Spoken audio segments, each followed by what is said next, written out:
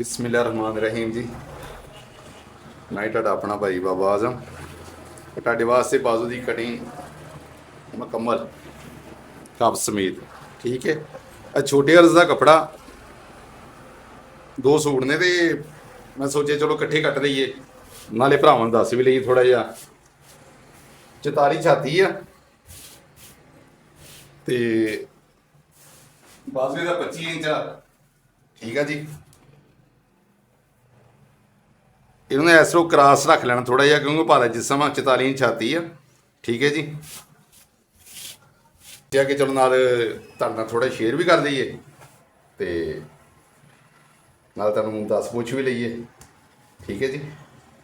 मैं सीधी लाइन ला रही है 4 इंच डाउन करांगा 5 इंच बाजू आ 24 ते निशान ला लिया ठीक है क्यों काम मैं थोड़े छोटे रखना।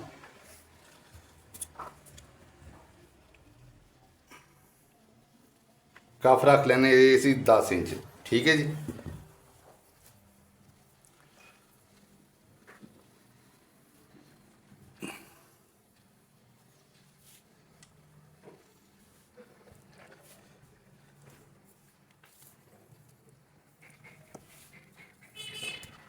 यह साढ़े 10 इंच आ गई 1 इंच दबाव आ गया 6 इंच यानी पूरा अपना पीस इतों आ गया ठीक है जी। इतों मैं पौने के 11 रख लाना ठीक है। आर्मोर साढ़े यानी पौने 11 ही बनना मीन के भी उस तरह में इस तरह साढ़ा आ जाना तकरीबन पौने के 10 आ गया ठीक है। 44 छाती का ऐसी जगह तो मैं सेंटर कर लाँगा इसका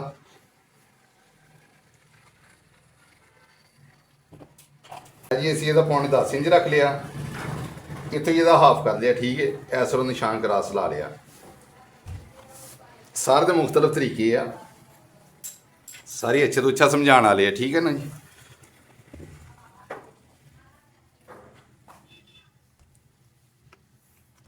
ये मैं शेव नहीं दाँगा क्योंकि बंदा ज़रा खुले कपड़े मांगता इसलिए शेव नहीं दाँगा ठीक है। यह देखिए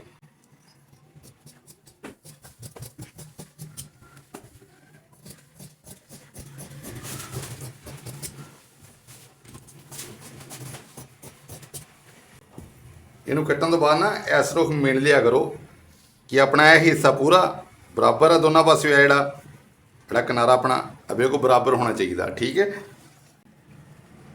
ये हम मैं 1 इंच शेप दाँगा जी इतों इस रुख ये मैं बहुत सौखा जहा कुड़िया लभ्या तुम भी आजमा के देखियो। यह देखो ये तो 2 इंच ना इधरों छड़ लेना इस रुख 2 इंच ठीक है।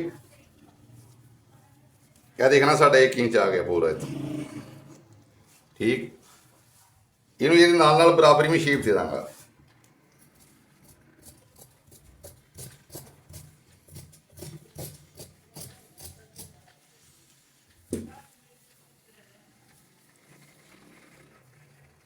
बाजू तुम देख सकते हैं जी कि खूबसूरती ना अपना बाजू कटिया गया ठीक है ना। तो चलो हुण आप स्टिचिंग वाल चलते हैं।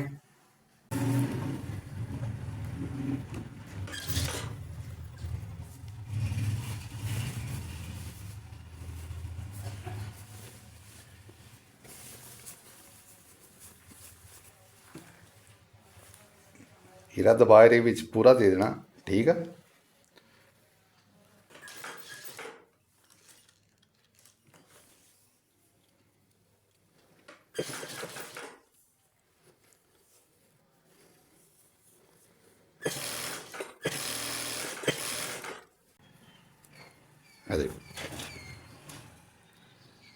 देखो ठीक है जी।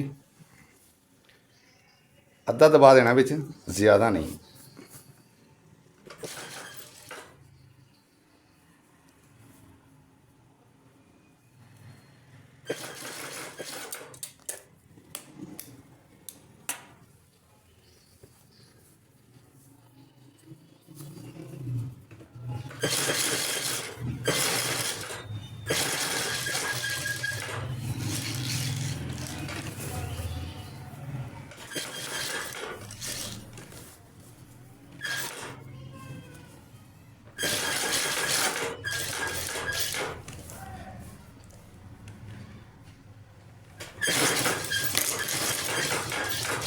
ਇਹ ਸਾਡਾ ਬਾਕਸ ਵੀ ਬਣ ਗਿਆ ਜੀ।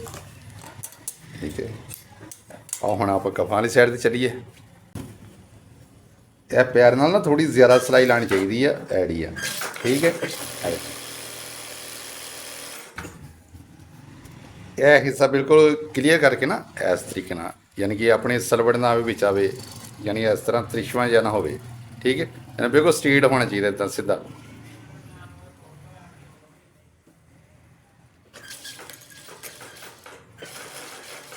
ਤਾਂ ਕੱਪੜਾ ਆਪਣਾ ਪਿਆ ਨਾ, ਇਹਨੂੰ ਬਿਲਕੁਲ ਸਿੱਧਾ ਕਰ ਲੈਣਾ ਐਸੇ ਤਰੀਕੇ ਨਾਲ, ਜਿਸ ਤਰੀਕੇ ਨਾਲ ਢਾਡੀ ਕੱਟੇਗਾ। ਪਹਿਲੇ ਇਹ ਸਾਡਾ ਸਿੱਧਾ ਹੋ ਗਿਆ, ਬਰਾਬਰ ਹੋ ਗਿਆ।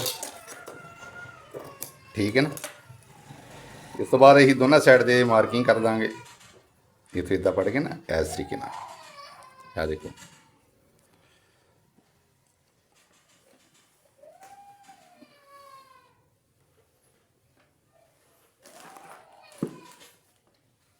ਇਹ ਦੇਖੋ ਇੱਕ ਮਿੰਟ, ਇਹ ਸਾਡਾ ਹੈਗਾ ਸੈਂਟਰ।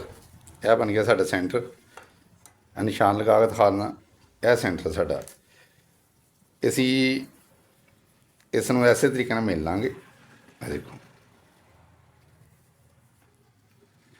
ਇਹ ਮਿਲ ਲਿਆ, ਇਹ ਸਾਡਾ ਬਰਾਬਰ ਆ ਗਿਆ। ਇਹਨੇ ਸਾਡੇ ਪਲੇਟ ਆਣੇ ਆ। ਠੀਕ ਹੈ, ਯਾਨੀ ਕਿ ਇਹਨੂੰ ਡਬਲ ਕਰੀਏ, ਇਸ ਤਰ੍ਹਾਂ ਸਾਡਾ ਪਲੇਟ ਆ ਜਾਣਾ ਦੋਨਾਂ ਤਰਫੇ। ਇਹ ਦੇਖੋ,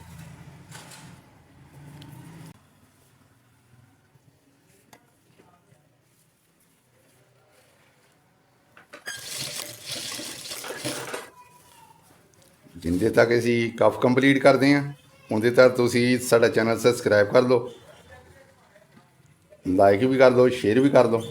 ਠੀਕ ਹੈ, ਕਮੈਂਟਸ ਜ਼ਰੂਰ ਕਰਿਆ ਕਰੋ। ਇਹ ਦੇਖੋ, ਉਨਾ ਹੀ ਅਸੀਂ ਪਲੇਟ ਪਾਇਆ ਜਿੰਨਾ ਸਾਡਾ ਦਬਾ ਸੀ। ਇਹ ਦੇ ਸਕਦੇ ਤੁਸੀਂ, ਇਹਨਾਂ ਬਰਾਬਰ ਦੇ ਦਬਾ ਲੈ ਕੇ ਜਾਣਾ ਸੀ। ਮੈਂ ਆਖਰੀ ਪਲੇਟ ਜਿਹੜਾ ਨਾ ਪੱਟੀ ਤੋਂ ਅੱਧੀ ਸਾਈਡ ਤੇ ਪਾਉਣਾ ਸਿਰਫ। ਇਹ ਦੇਖੋ, ਉਹਦੇ ਨਾਲ ਬਾਜ਼ੂ ਆਪਣਾ ਫਿਰਦਾ ਨਹੀਂ, ਪਿੱਛੇ ਨੂੰ ਨਹੀਂ ਜਾਂਦਾ। ਇਹ ਦੇਖੋ,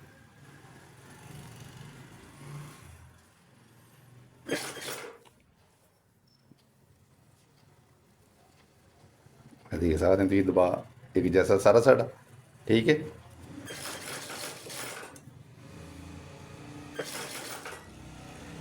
ਇਹ ਤੋਂ ਆ ਕੇ ਤੁਸੀਂ ਇਹ ਦੇਖਣਾ ਕਿ ਤੁਹਾਡਾ ਬਾਹਰ ਨਾ ਕੱਪ ਨਿਕਲੇ, ਨਹੀਂ ਤਾਂ ਬੁਰਾ ਲੱਗਦਾ ਹੈ।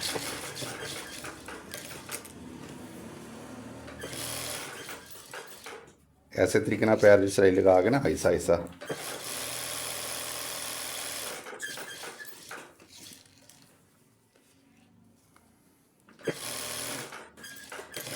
ਇਹਦੇ ਨਾਲ ਹੀ ਇਜਾਜ਼ਤ ਦਿਓ ਜੀ। ਦੁਆਵਾਂ 'ਚ ਯਾਦ ਰੱਖਣਾ।